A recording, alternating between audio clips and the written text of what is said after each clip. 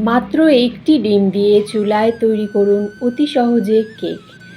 Oven ছাড়াই ঘরে থাকা সাধারণ উপকরণ দিয়ে খুব নরম, স্পঞ্জি এবং সুস্বাদু কেক বানানোর সহজ পদ্ধতি দেখানো হয়েছে এই ভিডিওতে। নতুনদের জন্য রেসিপিটি খুব সহজ। ভিডিওটি ভালো লাগলে অবশ্যই একটা লাইক করবেন। তো চলুন শুরু করছি আজকের ভিডিও। হ্যালো বন্ধুরা, লিভিং উইথ পিঙ্কি চ্যানেলে সবাইকে স্বাগত। তো আমি এখানে একটা ডিম নিয়েছি। ডিমটা ভালো করে ফেটিয়ে নেব। আর নিয়েছি চিনি। এই মেজারিং কাপটার হাফ কাপ চিনি নিয়েছি আর 1 কাপ আটা নিয়েছি। তো আটা দিয়ে আজকের কেকটা তৈরি করব। এই মোল্ডে আমি কেকটা বানাবো।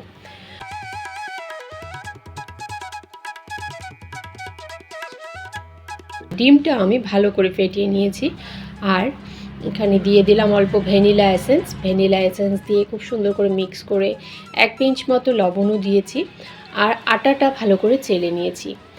একদম হেলদিভাবে কেক বন্ধুরা, কিন্তু খুব টেস্টি হয়েছে খেতে। ময়দা না দিলেও এভাবে আটা দিয়েও তৈরি করা যায় আর সুন্দর নরমও হয়েছে। তো আটার আমি সুন্দর করে চেলে মিক্স করে নিয়েছি। এখন পরিমাণ মতো দুধ অ্যাড করে দেব। দুধটা দিয়ে ব্যাটারটার ঘনত্বটা একটু দেখে নিতে হবে। তো আর একটু প্রয়োজন আছে, সেজন্য দুবার আমি দিয়েছি। ধরুন হাফ কাপের একটু কম, এই মেজারিং কাপেরই আমি মাপে দিয়েছি। এখন বেকিং পাউডার, বেকিং সোডা দিয়ে হাফ চামচ বেকিং সোডা আর 1 চামচ মতো বেকিং পাউডার দিয়ে মিক্স করে নেব। এখানে আজকে আমি কোনো লেবুর রস বা ভিনেগার কিছু দিচ্ছি না, যেহেতু ডিম দিচ্ছি তো কেকটা সফট হয়ে যাবে।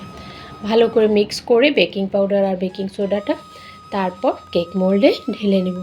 বন্ধুরা, কে কোথা থেকে ভিডিওটি দেখছেন অবশ্যই কমেন্টে জানাবেন। ভালো লাগলে একটা লাইক করবেন। তো দেখুন ব্যাটারটা সুন্দর রেডি হয়ে গেছে। ঘনত্বটা এরকম থাকলে ভালো, আর বেশি পাতলা করবেন না। তো দেখুন এভাবে আমি রেডি করে নিয়েছি কেকের ব্যাটার। তো এখন অল্প ট্যাপ করে ফুটি দিয়ে দিলাম। সেটা আপনাদের ইচ্ছে মতো, আপনারা ড্রাই ফ্রুটসও দিতে পারেন কিংবা না দিলেও কিছু না, ভালো হবে। আর কালার আজকে আমি অ্যাড করিনি, ফুড কালার দিইনি, কিন্তু কালারটা খুব সুন্দর এসেছে কেকের। এখানে আমি একদম কম আঁচে ঢেকে 40 মিনিট, আমি পুরোপুরি 40 মিনিট কম আঁচে বেক করে নিয়েছি কেকটা। এই নাইফটা দিয়ে আমি দেখে নেব এখন একদম ক্লিন এসেছে। তো সুন্দর কেক রেডি হয়ে গেছে। তারপর আমি একটা কাপড় দিয়ে ঢেকে বেশ কয়েক ঘন্টা রেখে দিয়েছিলাম। তো দেখুন এখন একদম সুন্দর ঠান্ডা হয়ে গেছে আর কেকটা ডিমোল্ড করে নেব। আমি কিন্তু কেকের যে মোল্ড সেটাতে অল্প তেল দিয়ে আর একটা সাধারণ হোয়াইট পেপার যে থাকে সেটাই দিয়েছি, অল্প ছোট্ট করে দিয়ে তেল দিয়ে ব্রাশ করে নিয়েছি। কোনো পেপার বা কিছু দরকার হবে না। তো আপনাদের কাট করে দেখাচ্ছি। দেখুন বন্ধুরা, খুব সফট হয়েছে আর সুন্দর বেক হয়েছে কেকটা। তো যদি ভালো লেগে থাকে এই রেসিপি অবশ্যই একটা লাইক করবেন, ভিডিওটি শেয়ার করবেন, চ্যানেলটিকে সাবস্ক্রাইব করতে ভুলবেন না। ধন্যবাদ।